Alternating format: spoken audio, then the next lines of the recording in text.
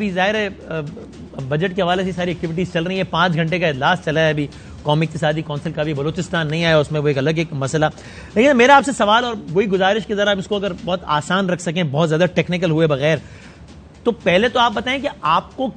क्या लग रहा है कि IMF के जिस प्रोग्राम में अभी हम हैं, जिसका हमने आगाज किया 2019 में, $6 बिलियन का प्रोग्राम था, $1 बिलियन उसकी किस्त आनी थी, 30 जून में प्रोग्राम वो खत्म हो रहा है। IMF का 14 जून तक का स्टाफ का वो एजेंडा आ गया है, उसमें पाकिस्तान है ही नहीं। 9 जून को हमारा बजट है, 30 जून को प्रोग्राम एक्सपायर हो रहा है। तो खुलासा मेरा स्ट्रेट सवाल ये कि इस बजट से पहले या इस माली साल के खत्म होने से पहले वो पैसे आने का इम्कान है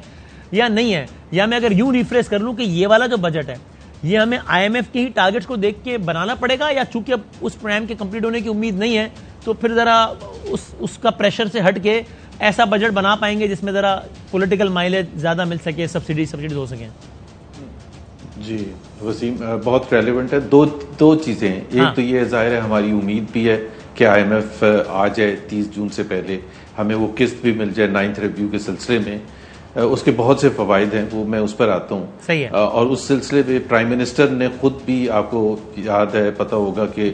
पिछले दिनों में खुद इनिशिएटिव लिया, कॉल की और बताने की कोशिश की अहमियत एक तो IMF के हवाले से कि हमारे लिए कितना इम्पोर्टेंट है, और दूसरा ये कि हम कमिटेड हैं to the IMF programme. Committed का मतलब ये है कि वो जो आपने बजट की भी बात की थी कि इवन अगर हमें अंदाज़ा ये हो भी जाए कि IMF नहीं आएगा, तो हमें एक चीज़, जो सवाल का दूसरा हिस्सा है, एक चीज़ का बिल्कुल इदराक है कि अगर वो अल्लाह ना करे कि वो IMF का प्रोग्राम 30 जून को ख़त्म हो जाए बगैर ये 9th रिव्यू के ट्रांच आए हुए, तो हमें ये पता है कि पाकिस्तान की जो एक्सटर्नल सिचुएशन है, जिसका आपने जिक्र भी कर दिया कि $25 बिलियन हमने अगले माली साल में देने हैं, और अगर 3 साल का लगाएं, अगले 3 साल तो तकरीबन $75 बिलियन देने हैं। तो ये तो बड़ा क्लियर है कि पाकिस्तान के पास ये एबिलिटी नहीं है इतने डॉलर्स रेज करने की। सही है। रुपए तो हम छाप सकते हैं लेकिन डॉलर हम रेज नहीं कर सकते। सो इस वजह से हमें कहीं ना कहीं तो जाना होगा ये पैसे रेज करने के लिए, और IMF की को सेटिस्फाई किए बगैर,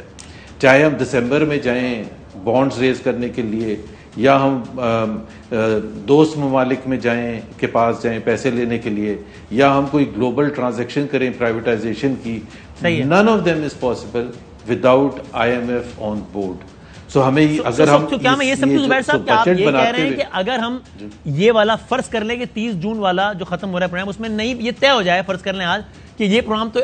खत्म हो गया, अभी नहीं मिलेंगे, तो भी चूंकि हमने अगले माली साल में तो IMF जाना ही है, इसलिए हमारा ये वाला बजट किसी भी सूरत में IMF की ख्वाहिशात से बहुत ज्यादा दूर नहीं हो सकता। ये मैं सही कह रहा हूं, आप यही कह रहे हैं? बहुत ज्यादा दूर, बिल्कुल बिल्कुल बिल्कुल बैलेंस करना पड़ेगा,